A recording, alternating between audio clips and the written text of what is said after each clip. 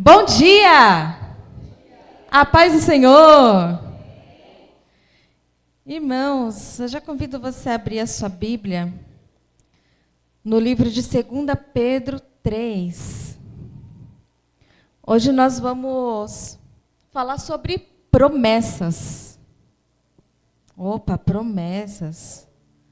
Aí fazer aquela tradicional pergunta, quem tem promessa do Senhor? Aí todo mundo, Aí uns ficam assim, mas só um ou outro tem? Não, também, glória a Deus. Não vou fazer isso não, irmãos, brincadeira. Então nós vamos falar sobre promessa de Deus. E dentro da promessa de Deus eu vou falar de 3 aspectos da promessa. Então, 2 Pedro 3, versículo 9.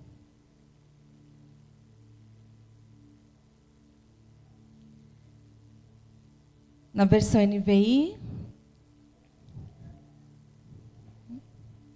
O Senhor não demora em cumprir sua promessa, como julgam alguns. Pelo contrário, Ele é paciente com vocês, não querendo que ninguém pereça, mas que todos cheguem ao arrependimento. Amém? Dando entrada ao texto, eu já vou falar do primeiro aspecto da promessa. Que promessa, pastora? Promessa do plano de salvação para as nossas vidas. E em primeiro lugar, está a salvação. A salvação, ela tem um aspecto transformador.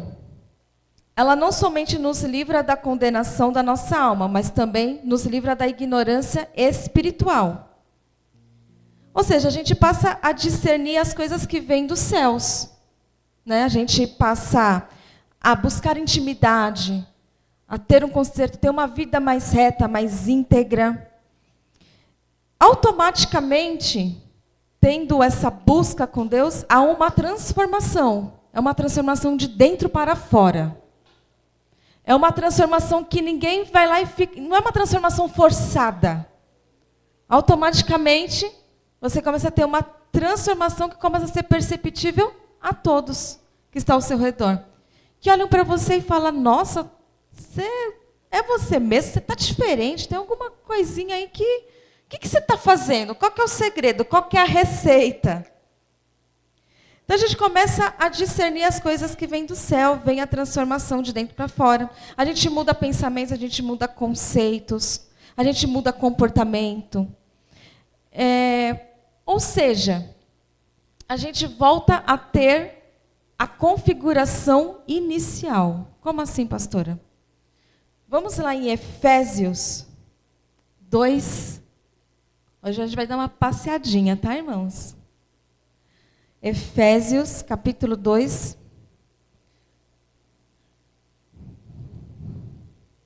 A partir do versículo 4. Livro aos Efésios 2. Amém? Todavia, Deus, que é rico em misericórdia, pelo grande amor que nos amou, deu-nos a vida justamente com Cristo, quando ainda estávamos mortos em transgressões. Pela graça, vocês são salvos. Deus nos ressuscitou com Cristo, e com Ele nos faz assentar nos lugares celestiais em Cristo Jesus, para mostrar nas eras que hão de vir, incomparável riqueza de sua graça, demonstrada em sua bondade para conosco em Cristo Jesus. Pois vocês são salvos pela graça, por meio da fé. Isto não vem de vocês, é dom de Deus. Ou seja, qual era o plano original de Deus? O plano original era criar a humanidade. Essa humanidade não haveria morte, não haveria dor. Seria uma humanidade feita para adorar a Ele. Mas o que aconteceu? Veio a marvada da serpente. Deu uma conversadinha ali com Eva. Falou assim, você quer ser conhecedora do bem e do mal? Como assim é o Senhor? E ela toda bobinha, né, inocente, foi lá, comeu e ainda ofereceu para o marido. A história todo mundo já sabe. Então, a estrutura de Deus, ela era perfeita. Veio então o pecado e acabou com tudo. Fez a separação de Deus para com o homem. Daí o que acontece? Passamos a ter uma dificuldade de se chegar a Deus. Então, para se chegar a Deus, ter uma aproximação, começou a ser feito vários sacrifícios. Primeira coisa que foi feito, teve que matar ali o bichinho para fazer vestimenta para Adão e Eva. Depois de Caim, Abel ofereceu o sacrifício ao Senhor, ali viu que poderia ter uma ligação. Ou seja, já estava envolvendo um sacrifício. E esse sacrifício, todos que foram apresentados ao Senhor, já estava trazendo a Cristo, o sacrifício perfeito para nós. Então a ideia de Deus era para que não houvesse nada disso. Para que não houvesse nenhuma separação. Mas nós fomos responsáveis por essa separação. Aí o que aconteceu? Foi tudo, o arquivo foi corrompido, digamos assim. Eu não entendo nada de informática, mas um pouquinho, quando fala que é arquivo corrompido, entrou vírus. Quando o computador ele trava, meu Deus do céu, em casa quando o computador trava, Senhor da glória. É um sufoco, né, amor? É um sufoco. Ai, corrompeu o arquivo. Meu Deus do céu, entrou um vírus. Não vai. Aí tem que fazer o quê? Formatar. E Deus já está falando conosco. Então, essa formatação, ela veio através de Jesus Cristo. Para que nós vamos ter novamente ligação com os céus, veio Jesus Cristo. Para fazer essa ligação novamente, ou seja, formatar esse mundo. Muitos olham para o crente e costumam falar assim, crente é diferente. Olha para mim, para você e fala, nossa, tem alguma coisa acontecendo, você começou a ir para a igreja, tem uma coisa diferente com você. Você não é assim não. E fala, opa, calma aí. Né? Quando você for questionado, você fala assim, olha, eu não sou diferente, você que é diferente. Como assim? Não, você começou a ir para a igreja, você sentava na mesa de bar comigo, a gente virava o caneco, a gente ia para a balada, a gente falava mal de todo mundo. Porque cadê você que agora só fala de Deus? Tem um comportamento diferente. Não, você está diferente. Não, eu não estou diferente. É você que é diferente. Você que está diferente. Não, mas eu não estou entendendo. Eu vou te explicar. Senta aqui. Eu não sou diferente. O mundo que é diferente. Eu estou apenas voltando para a programação inicial. Eu estou voltando, estou passando por uma formatação dos céus. Deus planejou para que eu fosse assim, do jeito que você está vendo. Fiel, marido fiel, esposa fiel, que não se assenta em roda de escarnecedores, que busca santidade, que glorifica a Deus. Essa é a normalidade. O mundo que não é normal. Então você não é normal, eu estou normal. Deus me planejou para ser assim. Então a gente volta para a configuração inicial. E muitos podem olhar para você, mas a igreja está fazendo isso. Não. Tem um programinha que faz tudo isso. E qual que é esse programa? Salvação. E quem é o dono desse sistema, desse programa? O dono se chama Jesus. Quando a gente se depara com a promessa, Jesus ele vem de uma forma tão transformadora, que ele vem, arranca de nós todo o nosso ego, todas as nossas vontades, todas as nossas limitações, diante dele vira nada. Vira nada, gente, meu Deus do céu. Sabe quando você olha, se depara com uma situação e fala, meu Deus, quebrei a cara, achei que estava fazendo certo. Achei que estava fazendo tudo certo. Aí quando você depara com a realidade, com a verdade, você fica até meio cabisbaixo. Seu ombro fica até meio encolhidinho. Né? Até sua voz ela embarga um pouco. O comportamento muda, né? Você fica mais, fala assim, então Jesus, eu me deparei com o Senhor, agora eu vi que estava fazendo tanta coisa errada e agora estou aqui, então me purifica, me lava. Aí com isso vem o quebrantamento, vem a conversão verdadeira diante do Senhor. Segundo aspecto da promessa, nós vamos falar de nada mais, nada menos do Espírito Santo. O Espírito Santo, ele tem um aspecto ajudador. Sendo ele a terceira pessoa da Trindade. É através dele que somos induzidos a buscar santidade quando a salvação nos alcança. Vamos lá em João 3. 3:16.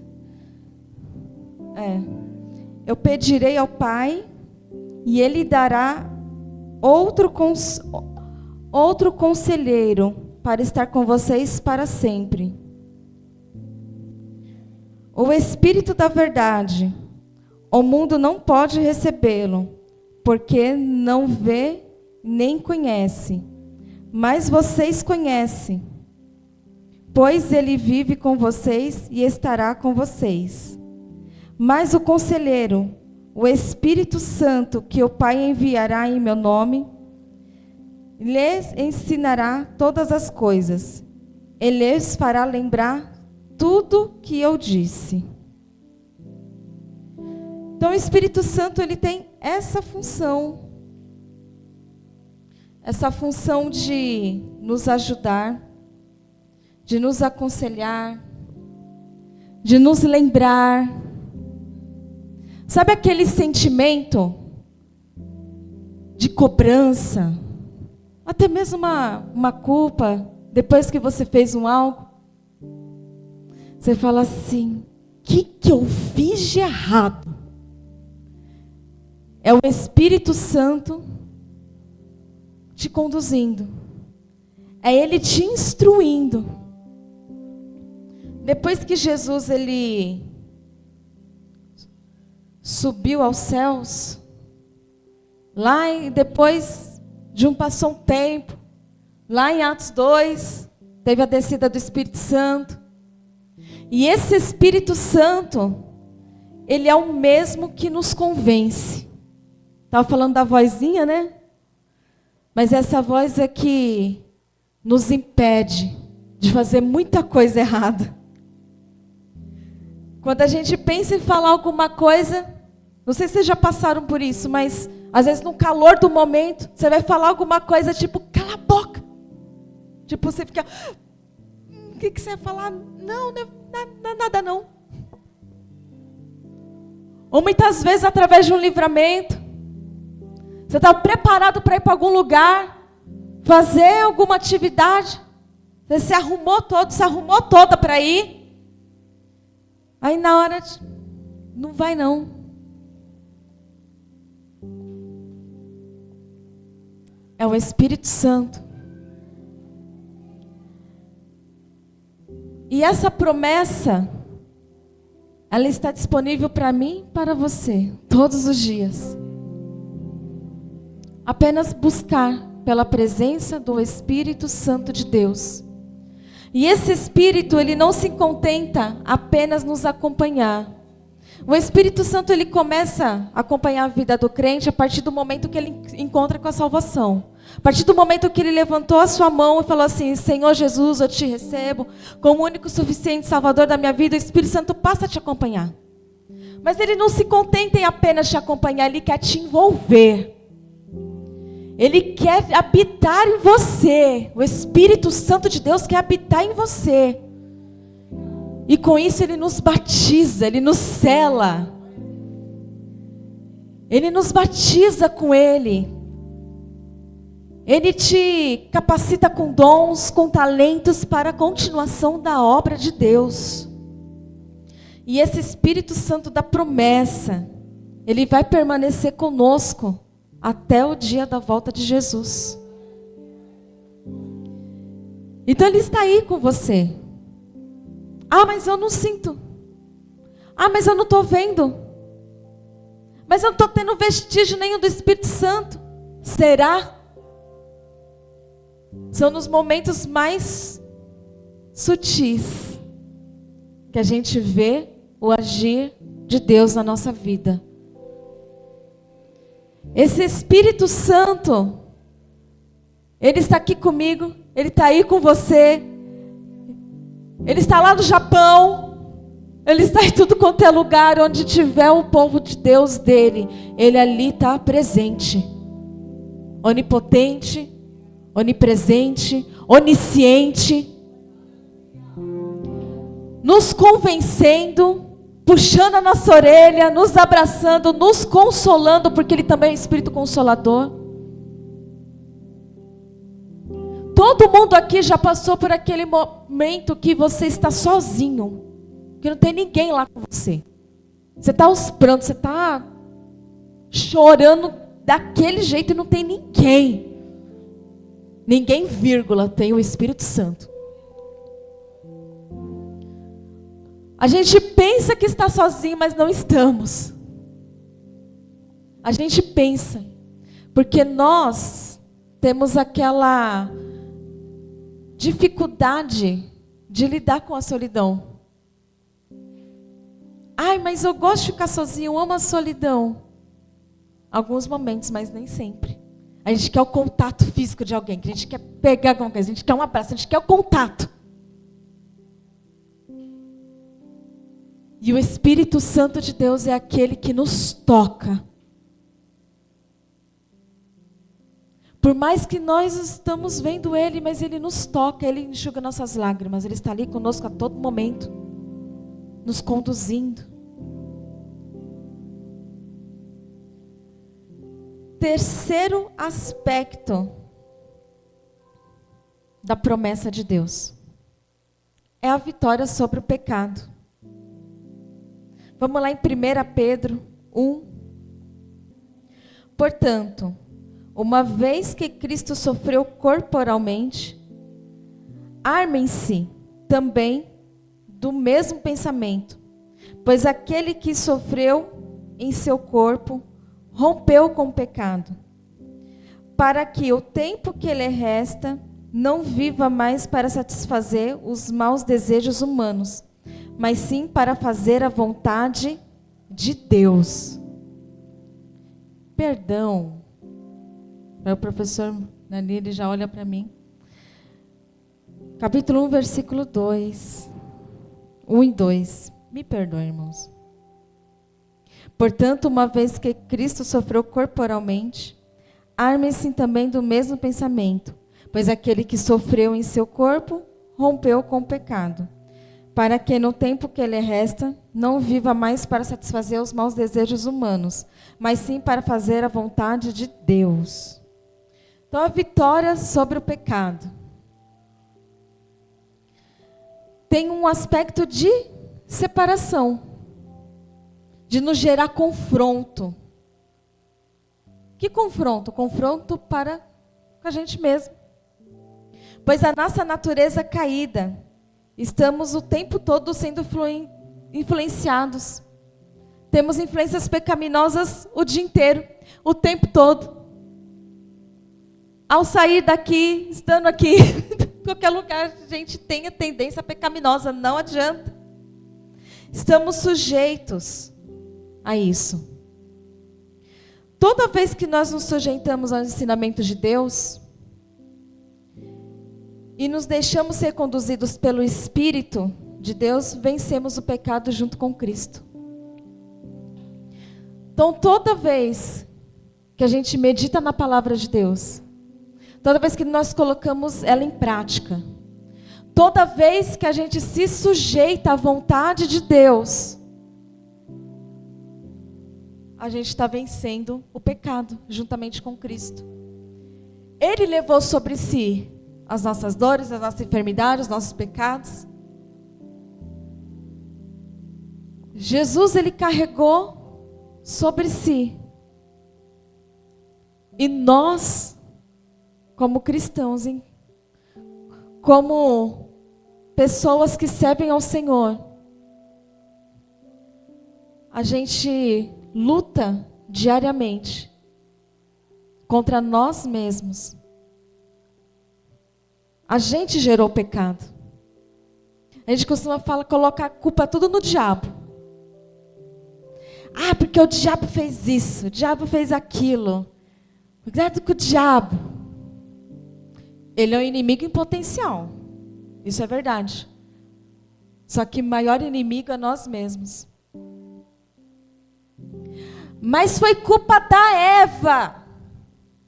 Foi a Eva que trouxe o pecado. Foi Adão que trouxe o pecado. E se fosse eu? Qualquer um de nós. Não estamos isentos da responsabilidade. O diabo, o papel dele é nos conduzir ao pecado. A maior luta do cristão é contra o pecado, porque o pecado nos afasta de Deus e o diabo vai lutar contra as nossas vidas dia e noite. A luta de Satanás não é tirar um bem material meu e seu. Fala assim, eu vou tirar o carro dela porque eu quero ver ele triste. Eu vou fechar a porta de emprego porque eu quero ver na miséria. Não. A maior luta das trevas contra as nossas vidas é para que haja separação da comunhão entre o homem e Deus. A maior luta dele é essa, desde o início. Sem mais nem menos. Ele vai ver se eu e você vai murmurar. Ele vai tentar de todos os lados para ver se nos tira da presença do Senhor. Ele vai colocar oportunidades na nossa frente que vai parecer boas para afastar da presença de Deus. Vai colocar pessoas que não são para se envolver, para afastar. Então, a nossa luta, como diz a palavra de Deus, não é contra a carne, nem contra o sangue, mas contra as potestades. A nossa maior luta é vencer a nossa própria carne contra a nossa própria vontade. Fui eu que me afastei da presença do Senhor. Fui eu que pequei, sou eu que erro. Mas a minha função é, Senhor, me ajuda. Segura na minha mão, Senhor, eu estou aqui te buscando. Eu estou aqui, Senhor, disposta a abrir mão do meu eu, por mais que doa o meu ego. A minha vontade, eu estou aqui disposta, Senhor, a fazer a tua vontade. Então a luta é essa. Por que tantas vezes nós somos chamados a atenção? Sempre uma atenção aqui, outro ali. Sempre vai ter aquele culto ou aquela palavra que vai nos esmagar, vai nos confrontar. A gente vai torcer o nariz. Mas tudo isso é para que possamos vencer a cada dia o pecado. Como disse, o pecado nos afasta de Deus. E estando nós em estado pecaminoso, o que acontece? Perdemos a visão. Perdendo a visão das coisas de Deus, nós perdemos o foco da promessa. Com isso vem o desânimo, a vontade de chutar o balde. E por aí vai. Irmãos, é claro que vai ter aqueles momentos que vai vir esse sentimento. Pois tantas coisas que acontecem na nossa vida que a gente às vezes é confundido com um Rambo, né? Parece que a gente está no filme de ação que é tanta coisa que acontece que dá vontade de sair chutando balde. Então vai vir o sentimento, vai vir esses dias para todo mundo. Se você colocar na lista quantas vezes você pensou em desistir, não cabe numa folha, porque vai vir esses momentos. Vai vir o confronto. Meu Deus, tem dia que você amanhece decidida, falando assim, eu vou acabar com tudo. Eu não quero mais saber de nada, eu cansei de ser certinho, eu cansei de ser certinha. E eu vejo tanta coisa acontecendo com pessoas que não servem ao Senhor, dando bem, eu aqui desta maneira. Então esse sentimento ele vai vir. Mas eu quero dizer para vocês, não desanime. Pois o mesmo Jesus que venceu o mundo, Ele está aqui e diz à igreja, vós também vencereis. Então os dias de luta vai vir, não tem jeito. E nós iremos sofrer. A morte vai chegar na nossa casa, não tem jeito. Não, pastora, está repreendido em nome de Jesus, que palavra de maldição é essa? Você vai viver para sempre? Não, né? O que será que vai acontecer? Então a morte um dia vai chegar na nossa casa. A doença um dia vai chegar na nossa casa. E qual será a nossa reação? Qual será o nosso posicionamento? Recentemente a gente viu o falecimento da nossa querida bispa Keila, né? Do nosso irmão em Cristo, do bispo. Por isso a igreja vai fechar. Ai, acabou tudo. Ai, acabou, destruiu.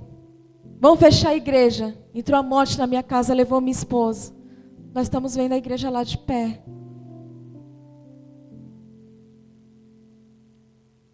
Então é certeza que as coisas vão acontecer, mas qual será o nosso posicionamento? Às vezes por motivos fúteis, pequenos, nós queremos sair chutando balde. Tão pequenininhos, abandonar tudo. Mas independente, Deus está segurando na tua mão nesta manhã e dizendo, eu venci o mundo, você também irá vencer, porque o seu lugar não é aqui. Não é nesse estado que esse mundo está, não. Estou colocando você em uma configuração. Estou te moldando para o meu planejamento inicial. E eu escolhi você. Aleluia. Claro que dentro desses 3 aspectos está embutido a volta de Cristo. E eu vejo o cuidado de Deus em nos lembrar de tudo isso que foi dito. Porque às vezes a gente passa o dia, passa a noite e tudo tão no automático e a gente esquece do verdadeiro propósito. Por que nós estamos indo para a igreja? Por que eu tenho que estar em comunhão? Por que eu busco a Cristo? Por que eu tenho que transformar isso? Fica tão automático e a gente não lembra mais. Está fazendo tudo no automático. Então Deus tem o cuidado conosco de nos lembrar. Pois muitos dizem, né? Cadê esse Jesus que não volta? Cadê esse Jesus que até agora não aparece? Cadê esse Jesus? Será que esse Jesus perdeu o rumo aí da terra? Ele subiu e perdeu o caminho e não sabe mais como voltar? Perdeu o GPS, está perdido aí no meio das galáxias, tá? Onde que está esse Jesus? Ou até mesmo, se Deus prometeu algo para você em particular, e até agora não cumpriu e zombam de você, dizendo: cadê a promessa que Deus te fez? Cadê aquilo que Ele te prometeu? Cadê? Irmãos, acredite, se foi promessa de Deus, Ele vai cumprir. Apenas mantenha na posição que Deus te chamou. Independente do tempo, do espaço, Deus, Ele é fiel para cumprir. Independente do grau da dificuldade, Deus é poderoso para cumprir. Ele vai cumprir. Simples assim, se foi Deus que prometeu, Ele vai cumprir. Apenas aguarde no Senhor. Como lemos no texto áureo, na 2 Pedro 3:9. Vamos ler de novo? O Senhor não demora em cumprir sua promessa, como julgam alguns. Pelo contrário, Ele é paciente com vocês, não querendo que ninguém pereça, mas que todos cheguem ao arrependimento. Ou seja, pode estar demorando. Pode estar aparecendo os nossos olhos demorando. Se Jesus Ele não volta, a promessa que Deus fez na minha vida não está se cumprindo. Deus Ele está sendo paciente conosco. Será que nós estamos preparados? Se Jesus Ele volta hoje, estamos preparados? Se Jesus Ele voltar agora, a gente sobe. Muitos falam assim, né? Ai, Deus, me dê paciência de Jó. Muitos filhos dão paciência de Jó, mas olha a paciência de Jesus. Meu Deus do céu, não tem um ser mais paciente nesse mundo, em todos que estiverem por aí, do que Jesus. 2000 anos de paciência, mais de 2000 anos de paciência. Jó passou longe da paciência. Jesus, Ele está sendo paciente conosco. Jesus não voltou até agora porque Ele está esperando a gente se transformar. Ele está esperando mais pessoas se renderem a Ele. Ele está esperando que eu e você faça mais. Ele está esperando que eu e você se molde mais. Ele está esperando que eu e você se aperfeiçoe mais a Ele, mais se afaste do pecado. O Senhor, Ele cada vez, Ele está esperando, Ele está sendo longânimo, Ele está sendo paciente com a nossa chatice. Ele está sendo paciente com a nossa teimosia. Ele está sendo paciente com a nossa ignorância. Ele está sendo paciente para conosco, em todos os sentidos. Então Jesus, Ele vai voltar, Ele está voltando, a qualquer momento Ele vai aparecer, e eu e você estamos preparados? No versículo 14, diz assim: portanto, amados, enquanto esperam estas coisas, empenhem-se para serem encontrados por Ele em paz, imaculados, inculpáveis. Imaculados, inculpáveis.